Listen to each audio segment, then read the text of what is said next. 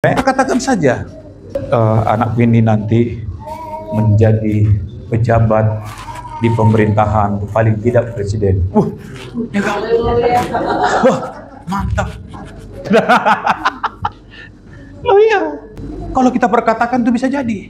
Anakku ini sehat, anakku ini sehat. Coba kita perkatakan, ini cucuku ini sehat, cucuku sehat, cucuku sehat, cucuku sehat, anakku sehat, anakku sehat. Anakku diberkati, anakku diberkati, anakku diberkati. Pasti jadi, amin. Shalom. Ya, salam sejahtera dalam kasih Tuhan Yesus bagi kita semua. Bapak Ibu yang kasih oleh Tuhan, saya percaya bahwa apa yang Tuhan lakukan sesuai dengan firman yang disampaikan, setiap perkataan yang keluar dari mulut Tuhan itu berkuasa. Maka kita sebagai anak-anak Tuhan, kita juga meyakini setiap perkataan yang kita perkatakan itu mengandung kuasa. Kita buka kitab kita dalam Matius pasal 14 ayat 19 sampai dengan ayat yang ke-21.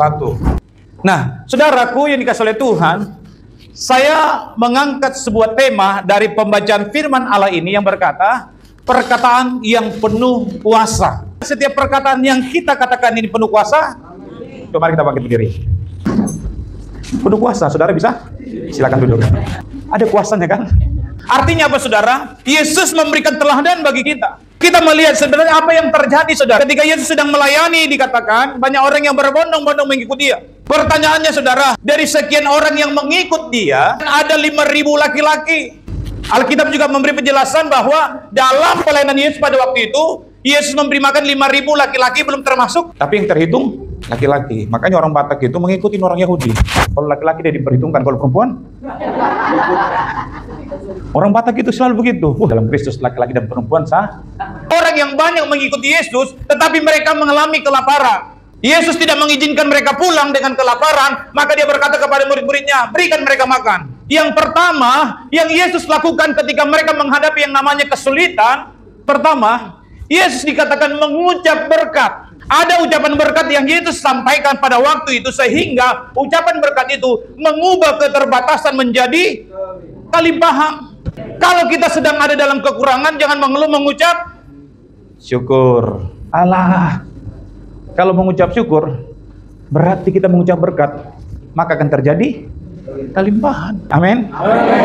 Biarpun belum lunas, saudara katakanlah sudah lunas itu. Iya. Amin. Iya. Emang kalau khawatir bisa membuat lunas? Enggak kan? Lebih enak katakan lunas. Yesus dikatakan menengadah ke atas mengangkat berkat itu yang mungkin bagi manusia tidak cukup. Setelah diambilnya 5 roti dan 2 ikan itu, Yesus menengadah ke langit, mengucap berkat, lalu memecah-mecahkan roti itu dan memberikan kepada. Saudara pernah nggak terbayang ketika diturunkan, diberikan ke tangan muridnya?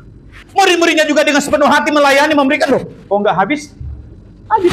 Loh, kok masih ada? Loh, kok masih ada? Bahkan dikatakan sampai berkelimpahan. Berapa lebihnya? 12 bakul. Jarang-jarang amang khotbah menyinggung orang Batak. Maksudnya begini, Bapak Ibu, kenapa terjadi kekurangan di pesta di Kana? Saya bilang begini, karena kadang-kadang kalau sekarang kita pesta terjadi kekurangan, sebenarnya sudah dihitung undangan 500, sudah siapkan 500, tapi yang datang orang bawa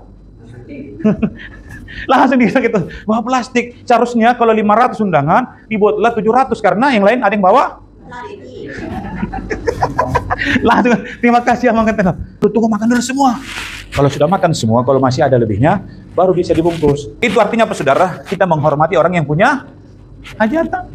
Jadi saudara, dalam kekurangan itu, Yesus menengadah ke atas dan berkata, mengucap berkat. Maka yang kurang itu ketika kita berkata perkataan berkat, maka itu bisa menjadi kelimpahan. Amin. Jadi kalau kurang di dapur, katakanlah Tuhan berkati. Amin. Mengucap syukur. Daripada kita khawatir, aduh, apa yang mau dimakan? Alkitab berkata, serahkanlah kekhawatiranmu. 1 Petrus 5 ayat yang ke-7 kita baca, serahkanlah segala kekhawatiranmu kepadanya, sebab ia yang. Adakah orang yang dengan kekhawatirannya bisa memperpanjang hidupnya? Tidak ada.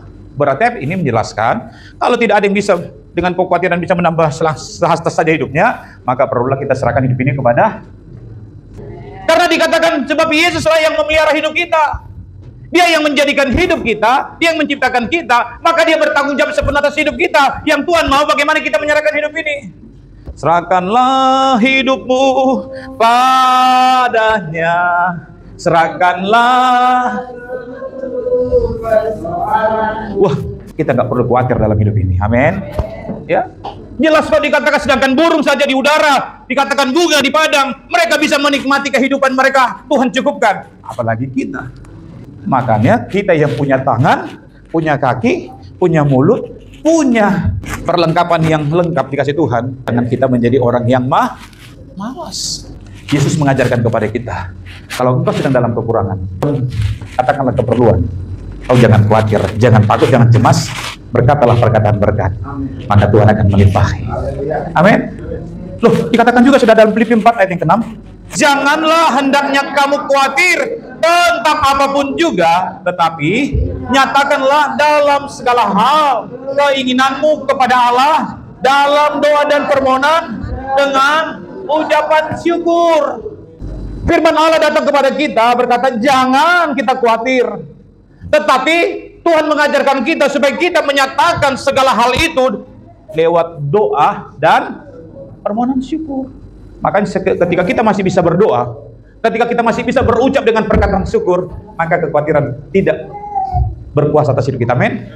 Tetapi kalau kita sudah tidak mau berdoa, kita tidak pernah bersyukur, maka kekhawatiran akan menjadi merajalela dan kekhawatiran akan terus mengintimidasi kita. Makanya perkuat berdoa, perkuatlah mengucap syukur. Kan sebab itulah yang dikehendaki Tuhan.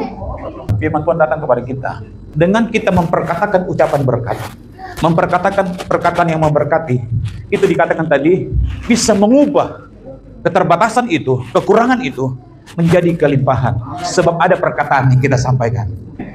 Jadi saudara, perkataan itu adalah doa dikatakan. Perkataan itu penuh dengan kuasa. Amin. Maka apa yang dikatakan dalam Markus pasal yang ke-11 ayat yang ke-23? Aku berkata kepadamu, sesungguhnya barang siapa berkata kepada gunung ini, beranjaklah dan tercampaklah ke dalam laut, asal tidak bimbang hatinya, tetapi percaya bahwa apa yang dikatakannya itu akan terjadi, maka hal itu akan. Bapak Ibu ini mengajarkan kita untuk memperkatakan. Katakanlah kepada istrimu, pada suamimu, kita diberkati. Aku diberkati. Amin. Aku diberkati. Dikatakan saudara bahwa di sini tetap ya, asal tidak bimbang hatinya, tetapi percaya bahwa apa yang dikatakan itu akan terjadi, maka hal itu akan terjadi baginya. Maka kita belajar memperkatakan. Saya mau katakan, tidak ada yang tidak mungkin bagi Tuhan. Ku tak akan menyerah, amin, pada apapun juga sebelum ku coba. Amin. Katakan saja, anak ini nanti menjadi pejabat di pemerintahan, paling tidak presiden. Wah, mantap. Oh iya, kalau kita perkatakan itu bisa jadi. Anakku ini sehat, anakku ini sehat. Coba kita perkatakan, ini cucuku ini sehat, cucuku sehat, cucuku sehat, cucuku sehat, anakku sehat, anakku sehat. Anakku diberkati, anakku diberkati, anakku diberkati. Pasti jadi, amin. Ketika kita memperkatakan perkataan yang memberkati, saudara, itu merupakan suatu tindakan iman kita di hadapan Allah. Tindakan iman di hadapan Allah dikatakan bahwa ketika kita berkata sesuatu yang tidak mungkin menjadi mungkin, itu didasari karena kita beriman kepada Tuhan. Kalau kita tidak beriman, bagaimana mungkin jadi? Bahkan firman-Nya berkata, tidak mungkin engkau berkenan kepada Allah kalau engkau tidak beriman. Makanya saudara, ketika kita memperkatakan ucapan berkat, maka itu juga sedang kita mendeklarasikan bahwa kita beriman di hadapan Tuhan. Kalau orang jarang bersyukur, jarang mengucap berkat, maka diragukan imannya. Asal ditanya bagaimana? Ya gitulah. Tiap hari harus berjuang, bersusah payah, sampai banting tulang, banting apa, semua dibanting saudara. Karena kalau sudah banting tulang, sampai rumah banting-bantingan saudara ya. Tapi pulang aku diberkati. Ya, bagaimana tanamannya? Puji Tuhan, tanam saya diberkati. Bagaimana peliharaannya? Puji Tuhan, peliharaan saya diberkati. Kalau kita bilang diberkati, maka secara profetik, apa yang kita katakan sekalipun belum terjadi, tapi kalau kita yakin, maka itu akan menjadi kenyataan.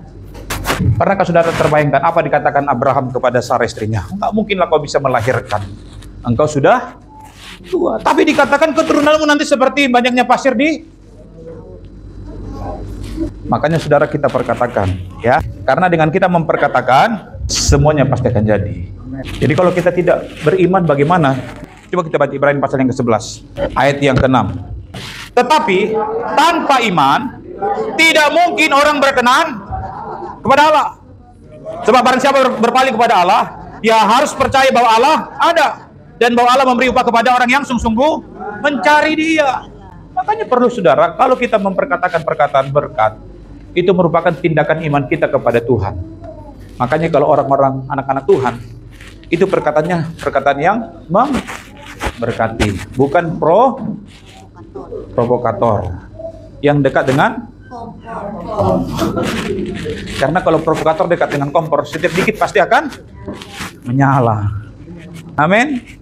Sementara kita dikatakan anak Tuhan memperkatakan perkataan yang memberkati. Senang nggak dengarnya? Senang nggak dengarnya? Katakanlah memberkati. Amin. Karena itu merupakan tindakan iman kita kepada Tuhan. Amin. Yosafat berkata begini dalam 2 Tawarik pasal 20 ayat yang ketiga. Yosafat menjadi takut, lalu mengambil keputusan untuk mencari Tuhan. Ia menyerukan kepada seluruh Yehuda supaya berpuasa. Ayat ke-12. Ya Allah kami, tidakkah Engkau akan menghukum mereka? Karena kami tidak mempunyai kekuatan untuk menghadapi laskar yang besar ini yang datang menyerang kami. Kami tidak tahu apa yang harus kami lakukan, tetapi mata kami tertuju kepadamu. Ketika ada masalah yang besar datang dalam hidupnya, menyerang kepada bangsa yang dipimpin oleh Yosafat, memang dia melihat masalah itu begitu besar, sehingga Yosafat mencari Tuhan. Dan ketika dia datang mencari Tuhan, Yosafat bilang dalam ayat tadi, mata kami tidak tahu apa yang harus kami lakukan. Karena begitu besar masalah tantangan yang datang menghampirinya, kami tidak tahu apa yang harus kami lakukan.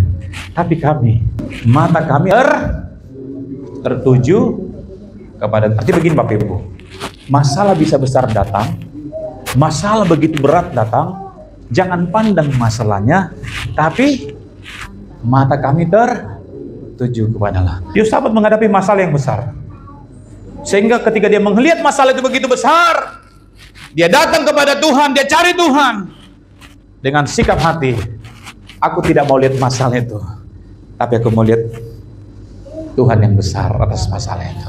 Karena itulah tindakan imannya, men. Bapak Ibu, kita punya masalah, ya, kita punya persoalan berbeda-beda. Ada tingkatan-tingkatannya. Mungkin masalahnya ada yang tingkat bawah, menengah, tingkat atas. Tapi yakinlah, ketika engkau memandang kepada Tuhan, masalah itu tidak ada apa-apanya. Satu ilustrasi berkata begini. Ada anak kecil, dia melihat sebuah pesawat terbang. Dia bilang ke papanya, "Pak, pesawatnya itu Pak kecil ya," katanya. Iya, kecil. Karena dia belum pernah naik. Ya. Kecil pesawatnya karena dari jauh. Satu kali bapaknya, "Ayo nak, saya bawa naik pesawat." Gitu dia pas dia naik ke atas, saudara. Wow, ternyata besar. Dia lagi, saudara, ternyata di dalamnya banyak. Kadang-kala kita melihat Tuhan itu kecil karena dari. Coba lihat Tuhan dari dekat. Kalau kita melihat dari dekat, maka kita melihat bagaimana Tuhan itu Allah yang besar. Amin. Makanya semakin dekat dengan Tuhan, supaya kau melihat kebesaran Tuhan. Amin. Jangan jauh. Kalau jauh Tuhan ada kecil. Dia kecil. Tapi lihatlah dia dengan dekat. Maka Allah itu besar, dahsyat perbuatannya. Orang-orang dunia tidak pernah mengerti tentang perbuatan Tuhan yang ajaib.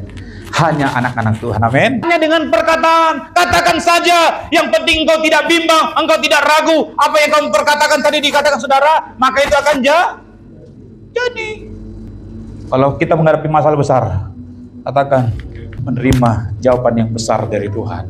Jadi. Dan juga ketika Daud berperang dengan Goliat, saudara, dalam 2 Samuel dikatakan, Daud berkata kepada Goliat yang begitu besar, pertempuran ini ada di dalam nama Tuhan. Dan hari ini juga akan kuserahkan mayatmu kepada burung.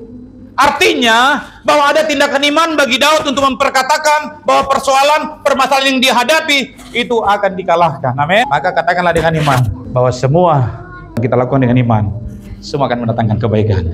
Jadi ada satu pujian di saudara, Dia selalu lagunya, tiap kali pimpin pujian lagunya, semua baik, semua baik, apa yang telah kau perbuat di dalam. Tiap kali lagunya semua baik. Saudara yang lagu ini semua baik ini dipanggil lah, Pak, saya mau undang Bapak dulu ke rumah saya mau ngobrol katanya. Oh iya, dia undanglah ke rumah saudara, diajak ke rumah. Kenapa Bapak tiap kali pimpin pujian selalu lagunya semua baik? Kenapa mesti ada lagu itu? Saudara tahu, lagu itu dinyanyikan karena dia merasa segala sesuatu yang dihadapi adalah baik.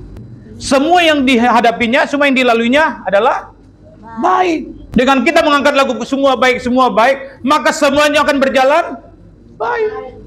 Dan lagu itu kan menceritakan, sekalipun kau dalam keadaan suka, sekalipun kau dalam keadaan duka, semuanya baik. Ketika kita datang beribadah, itu semua karena kebaikan Tuhan. Mengapa kita selalu berkata, Bapa terima kasih, Bapa terima. Kenapa? Karena kita sedang berterima kasih Tuhan sudah tolong kita. Senang. Dia bilang sama istrinya, ada mau saya sampaikan sesuatu apa? Semua baik karena berkat. Daripada kita katakan susah-susah, bernyanyi kita katakan semua baik sama Tuhan. Jadi jangan mengeluh, jangan bersungut-sungut, amin. Karena kalau kita bersungut-sungut, kita kurang percaya akan tindakan Tuhan dalam hidup kita. Makanya dalam Amsal berkata, ayat yang pasal 17, ayat 22, saya coba berpikir-pikir saudara, kenapa dikatakan saudara bisa mengeringkan tulang? Semangat yang patah itu. Jadi kalau orang sudah tidak punya semangat, tidak ada lagi harapan, tidak ada lagi moodnya, itu sama dengan dikatakan mengeringkan tulang. Saudara, kalau tulang kering itu, jadi ternyata kalau kita tidak bergembira, maka itu sama dengan kita membuat sel-sel dalam tulang kita tidak berfungsi. Tidak berfungsi. Coba Mazmur pasal 37 ayat yang keempat. Dan bergembiralah karena Tuhan, maka Ia akan memberikan kepadamu. Kalau kita tidak bergembira, ingat baik-baik saudara, maka kesuntukan datang. Maka ketika kesuntukan itu datang, tekanan datang, maka itulah yang membuat kita menjadi drop. Banyak orang karena dia tidak bisa bergembira, nggak pernah suka cita, maka marsaklah dia. Tahu marsak? Apa itu marsak ya? Marsak itu bukan stres, tapi apa itu marsak? Banyak beban, depresi, ya. Marsak itu kayak banyak bebannya, ya, galau ya. Kalau banyak beban galau, ya. Jadi saudara, kalau kita tidak bergembira, maka dikatakan kita banyak beban, banyak tekanan, maka itu yang membuat dikatakan tulang kering. Kalau kita bergembira, Tuhan senang, maka dikatakan Tuhan memberikan kepadamu apa yang. Ya, mari kita datang kepada Tuhan. Haleluya.